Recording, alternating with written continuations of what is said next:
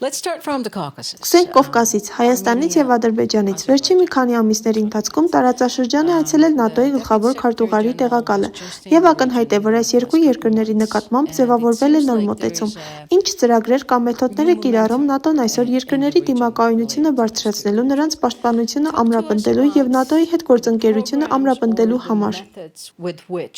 NATO is trying to help these countries increase their resilience, think about defense and overall partnership with NATO. I think historically the Caucasus has been a region. Պատմականորեն Կովկասը ՆԱՏՕ-ի համար մեծ հետաքրքրություն ներկայացնող տարածաշրջան է։ Այստեղ է գտնվում նաև մեր անդամ պետությունը Թուրքիան, որը անմիջական հարևան է։ Կովկասի 3 երկրներն էլ Վրաստանը, Հայաստանը եւ Ադրբեջանը ունեն սերտ հարաբերություններ ՆԱՏՕ-ի տարբեր անդամ պետությունների հետ։ Հետևաբար ՆԱՏՕ-ն մշտապես հետաքրքրված է եղել միշտ եւ ցանկացել է համագործակցել այս տարածաշրջանի երկրների հետ։ Ինչ վերաբերում է Հայաստանին եւ Ադրբեջանին, ինչպես նշեցիք, գլխավոր քարտուղարի տեղակալ Ռադմիլա Շեկերինսկան վերջերս տարածաշրջանում էր եւ այցելել է երկու երկրներն էլ։ Կարծում եմ, սա վկայում է այն կարեւորության մասին, որը մենք տալիս ենք այս երկու երկրներին, ինչպես նաեւ Վրաստանի հետ մեր հարաբերություններին։ Վրաստանի հետ մեր համագործակցությունները տասնամյակների պատմություն ունի։ Գործնական համագործակցության տեսանկյունից առաջին հերթին պետք է նշել Վրաստանը։ Այս հարաբերությունները տարիների ընթացքում զարգացել եւ զգալիորեն խորացել են։ Հատկապես պետք է ընդգծել Վրաստանի պաշտպանության ուժերը, որոնք ՆԱՏՕ-ի զինվորների կողքին նվիրատվությամբ մասնակցել են մարտական գործողություններին տարբեր տարածաշրջաններում։ Նրանք այսօր էլ շարունակում են ծառայությունը ՆԱՏՕ-ի ուժերի հետ միասին որոշ վայրերում։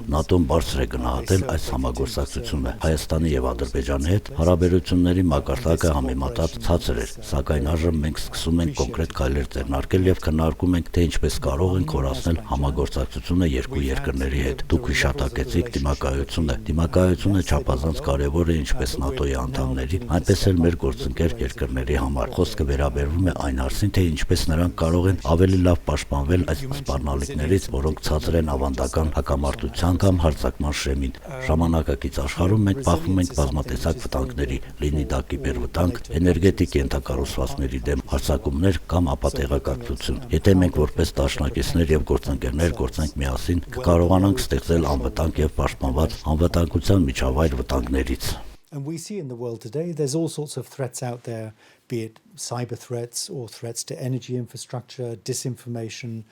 And if we work together as allies and with partners as well, we can help build our security against these threats. Armenia has elections coming up. Հայաստանում ընտրությունները մոտենում են։ Երկիրը փորձում է հեռանալ Ռուսաստանից եւ մոտենալ ՆԱՏՕ-ին։ Կա արդյոք Հայաստանի համար որևէ պաշտպանական աջակցության ծրագիր, որը դուք քննարկում եք, լինի դա կոնվենցիոնալ պաշտպանության համար, թե հիբրիդային գործողություններին դիմակայելու նպատակով։ Defense assistance, whether it's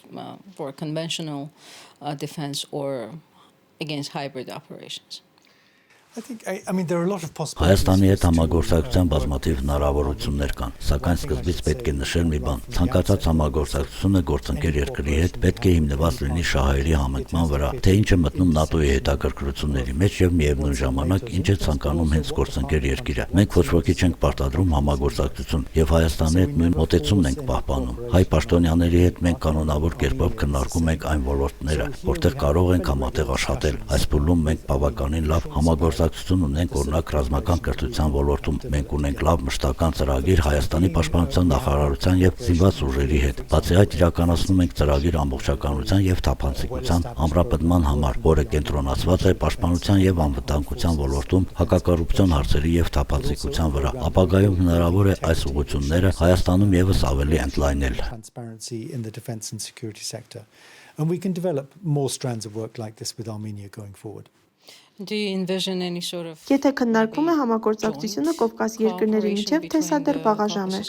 Or is that something that we're not there yet? I would very much hope that we will be able Շատ մեծ հույս ունեմ, որ այս ուղղությամբ ավելի շատ կարող ենք անել։ Վերջին տարիներին Կովկասի առնվազն երկու երկրների միջև եղել է տարբեր ձևաչափերի համագործակցություն, ունենք տարբեր նախագծեր, օրինակ գիտություն խաղաղության եւ անվտանգության համար, SPS ծրագրի շրջանակներում, որը ներառում է համատեղ հետազոտական աշխատանք դաշնակիցների եւ գործընկերների միջև։ Այստեղ հնարավոր է համագործակցություն տարբեր գործընկերների միջև։ Վերջնական արդյունքում Կովկասը աշխարհագրորեն փոքր տարածաշրջան է եւ եթե գտնենք ճանապարհներ այս երկրների առավել մոտեցման համար, դա հիանալի կլինի։ Ապագայում Վրաստանը կարող է լինել այս գործընթացի համար հարմար տեղ։ that would be great. Georgia could be a good venue for this going forward, for example. Talk to us more about the capacity building as it comes Կարող to եք ավելի the մանրամասն Russian ներկայացնել information կարողությունների threats, զարգացման ուղղությամբ again, hybrid իրականացվող աշխատանքը, operations, երբ խոսքը վերաբերում է overall ռուսական malign տեղեկատվական վտանգներին, activities that կրկին are not հիբրիդային conventional գործողություններին եւ military այն threats, չարամիտ but still գործողություններին, որոնք threatening չեն the համարվում security of կոնվենցիոնալ these ռազմական վտանգ, countries. Do you have սակայն այն specific շարունակում է programs վտանգ in ներկայացնել each այս of the երկրների countries or անվտանգության maybe համար։ region-wide Ունեք կոնկրետ ծրագրեր program? յուրաքանչյուր How երկրի do you համար կամ address that տարածաշրջանային particular մակարդակով։ threat Ինչպես է coming from արձագանքում Russia towards the Ռուսաստանից region? եկող այս կոնկրետ While վտանգին։ we certainly consider Russia the biggest threat as far as NATO. Չնայած այն հանգամանքին, որ ՆԱՏՕ-ի համար Ռուսաստանը դիտարկվում է որպես ամենամեծ վտանգ եւ որոշ գործընկեր երկրների համար դա նույնն է։ Մեր ծրագրերը կոնկրետ որևէ մեկ երկրի դեմ ուղղված չեն։ Մեր նպատակն է ուժեղացնել գործընկեր երկրների կարողությունները եւ դիմակայությունը, անկախ նրանից, թե ով է վտանգի աղբյուրը։ Մենք տեսնում ենք նաեւ այլ երկրներ, օրինակ Չինաստանը կամ Իրանը, որոնք գործընկեր երկրների դեմ կիրառում են Ռուսաստանի նման թշնամական մարտավարություններ։ Այդ պատճառով մենք փորձում ենք զարգացնել այնպիսի կարողություններ, որոնք երկրները կարողանան օգտագործել ցանկացած վտանգից պաշտպանվելու համար, անկախ նրանից, թե որտեղից է այն ծագում։ ՆԱՏՕ-ի շրջանակներում ունենք մի շարք ծրագրեր, որոնք կիրառում են նաև գործընկերների հետ։ Դուք հիշատակեցիք ռազմավարական հաղորդակցությունները, այս ոլորտում շատ են աշխատել այսպիսի գործընկերների հետ, ինչպես Մոլդովան եւ Հորդանանը։ Մենք աշխատում ենք այն ուղղությամբ, թե ինչպես կարող ենք այս երկրները ուժեղացնել հասարակության դիմակայությունները արտաքին եւ ներքին ապատեղեկատվության դեմ։ Սա արդեն իրականացվում է։ Մենք կարող ենք տարածաշրջանում մեր աշխատանքն էլ ավելի ակտիվացնել։ Coming from outside or indeed from inside the country from different threat actors. So we do a lot of that already and we can always do more in the region. Talk to us more about Moldova. Ավելին պատմեք Մոլդովայի մասին, որը նույնպես գտնվում է բարդ իրավիճակում։ Տպավորություն է, որ ԱՄՆ-ն այժմ ավելի մեծ ուշադրություն է դարձնում Մոլդովային, ինչպես նաև Հայաստանին եւ Ադրբեջանին։ Ինչ սպասումներ կան ՆԱՏՕ-Մոլդովա հարաբերությունների զարգացման վերաբերյալ։ Sort of expectations of Moldova-NATO relations moving forward. We have a very strong partnership with Moldova, which has developed. Մոլդովայի հետ մենք ունենք շատ ուժեղ գործընկերություն, որը զարգացել է տասնամյակների ընթացքում։ Նրանց աշխարհագրական դիրքից ելնելով Ուկրաինայի եւ Ռումինիայի միջև այն պայմաններում, երբ երկրի տարածքի մի մասը օկուպացված է Ռուսաստանի կողմից, մենք Մոլդովայի հետ համագործակցում ենք բազմաթիվ գործնական հարցերի շուրջ։ Սա դասական օրինակ է, երբ ՆԱՏՕ-ն կարող է աջակցել երկրին զարգացնելու իր պաշտպանական ուժերն ու կարողությունները սեփական անվտանգությունն ավելի արդյունավետ ապահովել համար վերջին տարիներին մենք բավականին ինտենսիվորեն աշխատել ենք նրանց հետ։ Ապատեղեկատվությունը այն հիմնական թեմաներից է, որի շուրջ մենք համագործակցում ենք։ Բացի այդ, կիբերանվտանգությունը եւ զինված ուժերի կարողությունների ընդհանուր հզորացումը, այդ թվում հավաքագրման հարցերում, որպեսզի նրանք ունենան ավելի ժամանակակից ուժեր, երկրի պաշտպանությունն ավելի արդյունավետ կազմակերպելու համար։ Including work on, for example, recruitment into the armed forces, so that they have a more modern set of forces to better be able to defend the country. And from your vantage point, Ձեր դիտակետից տեսնում եք, որ Մոլդովան ավելի ակտիվանում ՆԱՏՕ-ի հետ հարաբերություններում, քանի որ Մոլդովան չեզոք երկիր է եւ անդամակցության հայտ չի ներկայացրել։ Տեսնում եք որևէ փոփոխություն, հատկապես 2022 թվականին Ուկրաինայում Ռուսաստանի լայնածավալ ներխուժումից հետո։ They have their neutrality and a lot of the partners that we work with, including. Նրանք ունեն չեզոքություն, շատ գործընկերներ, որոնց հետ մենք աշխատում ենք, օրինակ Ավստրիան եւ Շվեյցարիան, նույնպես չեզոք երկրներ են։ Տարբեր գործընկեր երկրներ կարող են ունենալ չեզոքության տարբեր ձևաչափեր, սակայն դա չի խանգարում համագործակցության որոշակի մակարդակի գոյությանը։ Ինչպես նախապես նշել եմ, ամեն ինչ մենք անում ենք Մոլդովայի հետ։ Տեղի է ունենում միայն նրանց խնդրանքով։ Մենք ոչ մեկի ոչինչ չենք ստիպում։ Այն ոլորտում, որտեղ նրանց պետք է համագործակցություն, մենք գտնում ենք միջոցներ նրանց աջակցելու համար։ 2022 թվականից հետո իրավիճակը փոխվեց։ Նրանք իրենց ավելի անապահով եւ խոցելի զգացին։ Նրանք ինքնուրույն որոշեցին թույլ կողմերը, որոնք պահանջում էին արձագանք ավելի լավ պաշտպանության ապահովելու համար, եւ այդ հարցերում նրանք դիմեցին մեծ օգնության համար, եւ մենք կարողացանք նրանց աջակցություն ցուցաբերել։ And we've been able to provide it. Russian invasion of Ukraine in 2022, full-scale invasion, has changed many things. Ինչպես է Ռուսաստանի ներխուժումը Ուկրաինայում ազդել ՆԱՏՕ-ի տեսլականում տարածաշրջանի դիմադրողականության, կարողությունների զարգացման եւ գործընկերների աջակցման վրա։